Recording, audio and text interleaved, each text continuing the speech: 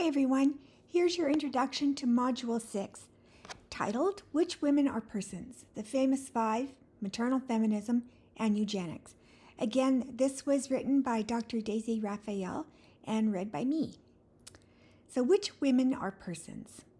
On Parliament Hill, the centre of government in Canada, a monument called Women Are Persons celebrates the famous five Alberta women who successfully argued in the 1929 Persons case that women are, in fact, legal persons and therefore should be able to serve in the Senate.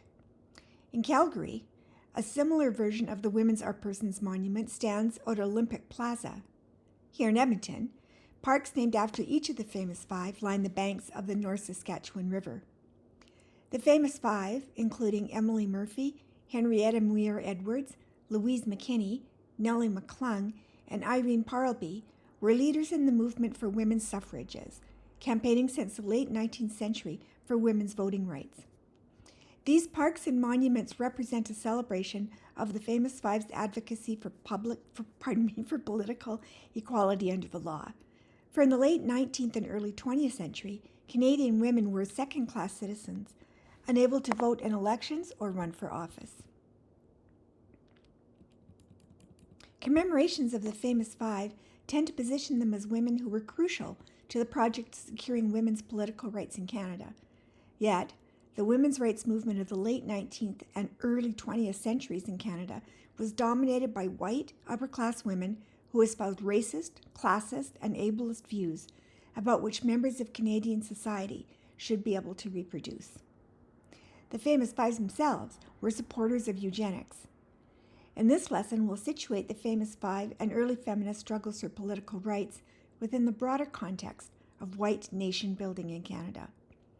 The purpose of this lesson is to introduce you to the connections between early movements for women's rights, maternal feminism, white nationalism, and eugenics. As this lesson demonstrates, maternal feminist ideology continues to shape assumptions about ideal motherhood today. Canadian women began organizing to demand political rights, including the right to vote and run for municipal, provincial, and national office, in the late 19th century. Whereas contemporary Canadians understand early women's rights activists as progressive voices for social and political change, early women's rights activists held very traditional views about women's roles, arguing that women would have a positive influence on the public realm because they were supposedly naturally more virtuous and moral than men. University of Alberta political science professor Dr. Lois Harder writes, accepting the widely held view that men and women were distinct if complementary, suffragists argued that women's strong morality and feminine virtue would provide the antidote to the corrupt tendencies of politics. And while some women also argued for sexual equality, and hence the right of women to vote, many others believed that women's responsibility for the caring work of society was the strongest persuasive force in the demand to vote. This is Lois Harder in 2006. Suffragists came together in organizations such as the Women's Christian Temperance Union, WCTU, which mobilized around the goal of prohibiting the sale and consumption of alcohol, the United Farm Workers of Alberta, which focused on health care policy, and the Imperial Order of Daughters of the Empire, a women's organization devoted to promoting British imperialism and patriotism in North America, in part through childhood education. This was also the foundation for a lot of charitable work that was done at this time. These organizations and their leaders espoused the ideology of maternal feminism, the belief that women's social and political value is primarily related to their traditional roles as mothers. Maternal feminist ideology reflected white nationalist ideology by equating ideal motherhood with whiteness and arguing that ideal mothers are fundamental to achieving national progress. As mothers, maternal feminists argued, women are uniquely equipped to make decisions in the best interests of society and the nation. At the same time that white women advocated for political rights on the basis of their roles as mothers, the Canadian state was pursuing an aggressive policy of nation building based on settling the West with immigrants and creating a national economy. This project of Western settlement was overtly focused on creating a white nation, involving a policy of displacing Indigenous peoples from their homelands and preventing non-white immigrants to Canada. John A. Macdonald, Canada's first Prime Minister, believed in the superiority of the Aryan race, arguing for the prevention of race mixing. If you look around the world, he said in an 1885 speech to the House of Commons, you will see that the Aryan races will not wholesomely amalgamate with Africans or the Asiatics. Belief in Aryan superiority permeated both sides of the House of Commons in the post-Confederation moment. While Macdonald professed his belief in Aryan superiority, so too did Liberal Member of Parliament R.G. Macpherson, who argued that Canada could never expect to maintain a high standard of nationality unless we kept the strain white. Given the prevailing belief in white superiority, the Government of Canada recruited immigrants they deemed suitable for life in Canada, enacting exclusionary immigration policies designed to keep non-white people from coming to Canada. Yet at the same time, the Canadian nation-building process depended on cheap foreign labor. For example, Canada recruited Chinese men to construct the Canadian Pacific Railway, and many of them lost their lives doing this dangerous work. To keep Chinese men from settling in Canada permanently, Canada imposed a head tax on Chinese immigrants in the 1885 Chinese Immigration Act. According to scholar Ina Dua, such racist immigration policies are an attempt to prevent miscegenation, or race mixing, through reproduction. Dua explains that the Government of Canada imposed a head tax in part to make it unaffordable for Asian men to bring their wives to Canada, settle here, and start families. Eventually, Dua explains, Canada permitted Asian women to immigrate because of fears that Asian men would procreate with white women and dilute the so-called purity of the white race. On one hand, some politicians argued that Asian women, including women from China, Japan, and India, should not be allowed to come to Canada because this would encourage them to settle permanently. On the other hand, some politicians made the case that Asian women should be permitted to come to Canada in order to prevent Asian men from procreating with white women, and incidentally to provide domestic labor for privileged white women. The Indian Act is another example of anti-miscegenation laws in Canada.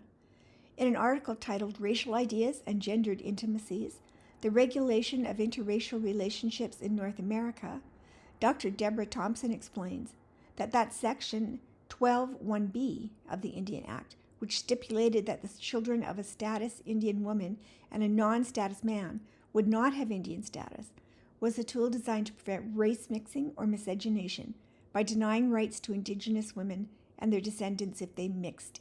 In Making Love Under Indian Acts, Dene Métis storyteller Tenille K. Campbell writes of how the Indian Act transforms her body and sexuality from a free, powerful, life-giving force to an object that the state seeks to regulate. She says, "My womb was originally designed to give life and create community, and now, under an act dating back to 1876, my womb is a place where the life I grow is assigned a number and a status, a definition of how Indian this child will be. My womb now has the ability to diminish community, politically and legally destroying status, lineages, and depending on whom I let into my bed, whom I let come into me." White early Canadian feminists, like the famous Five, are celebrated for their role in helping white women secure legal personhood. These same women denied full personhood to non-white women. Nellie McClung described white suffragettes as guardians of the race and saw it as her patriotic and moral duty to serve and save the race. Maternal feminist and white nationalist ideology underpinned eugenics, which is the practice and ideology of selective breeding to improve the population, wherein those with desirable characteristics are encouraged to reproduce and those deemed unfit are prevented from reproducing. And of course, we can see this taken to its ultimate conclusion in Nazi Germany. Eugenics politics or policies are based on faulty scientific ideas about biological determinism, genetics, and heredity. presuming any mental or social abnormalities are the result of biological defects that could be bred out of a population.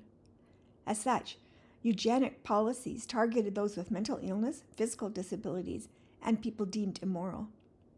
These people were collectively labeled feeble-minded. From 1928 to 72, the government of Alberta sterilized nearly 3,000 people, most of whom without their consent, under the Sexual Sterilization Act. The Famous Five and women's groups like the United Farm Women of Alberta were major proponents of the Sexual Sterilization Act. For example, by now the judge, Emily Murphy supported this legislation, arguing, "The congenitally diseased are becoming vastly more populous than those we designate as the upper crust. This is why it is altogether likely that the upper crust with its delicious plums and dash of cream is likely to become at any time a mere toothsome morsel for the hungry, the abnormal, the criminals, and the posterity of insane paupers. In a word, of the neglected folk." This story also has a University of Alberta connection. From 1928 to 1965, Dr. J. M. McEachran, the founder of the Department of Psychology and Philosophy at the University of Alberta, served as the chair of the Alberta Eugenics Board. The practice of sexual sterilization in Alberta targeted non-white and Indigenous people because of the white supremacist ideology that white people were naturally superior. Eugenics policies also perpetuated ableist views about mental and physical abnormality and sexist and patriarchal views about women's sexuality, targeting people deemed mentally defective and women deemed too promiscuous. The National Film Board documentary, The Sterilization of Leilani Muir, documents the case of Leilani Muir, who sued the government of Alberta in 1996 for wrongful confinement and sterilization. Upon his election as Premier in 1972, one of Peter Lougheed's first acts was to repeal the Alberta Sexual Sterilization Act, dismantling the Eugenics Board. While this put a formal end to eugenics in Alberta, eugenic ideology and practices continue to impede access to reproductive rights and justice in Alberta and Canada. In December 2018, for example, Indigenous women who have undergone forced and coerced sterilization in Alberta hospitals launched a class action lawsuit against the government of Alberta. After the Sexual Sterilization Act was repealed, Alberta hospitals have continued to sterilize Indigenous women by performing coerced sterilizations. Indigenous women in Saskatchewan have launched a similar class action lawsuit against that province in February 2018, describing coerced sterilizations as recently as 2018. These cases are an example of the ways that maternal feminism, white nationalism, and ableist ideas continue to shape assumptions about motherhood, ideal motherhood today. And I have to say, just on a personal note, I was in high school when Peter Lougheed came to power, and we had never studied anything to do with these issues. We have never heard the words residential schools.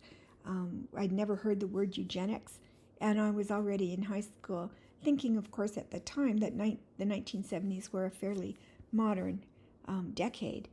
So, these are the kinds of revelations that continue to shock and horrify and appall people of my generation and of other generations that are older than me.